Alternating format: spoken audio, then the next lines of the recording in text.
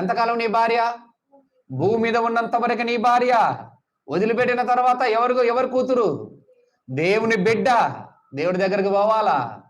నా కూతురండి, నా కొడుకండి, నా అత్తగారండి, నా మామగారు. ఎవరండి నీ మామగారు, నా అత్తగారు? వీరందరూ కలిసిన దేవుడు ఏర్పాటు చేసిన మానవులు.